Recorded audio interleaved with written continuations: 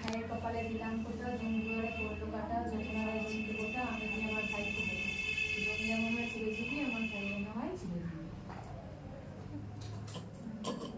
ভাইয়ের কপালে ঠিক আছে। তোমার সব বসো বসে থাকো। একটা হাতে দাও, কোনটা বলুন দিতে হবে। আমার দুটো চকলেট আছে। দুটো চকলেট বেকার হয়ে গেছে।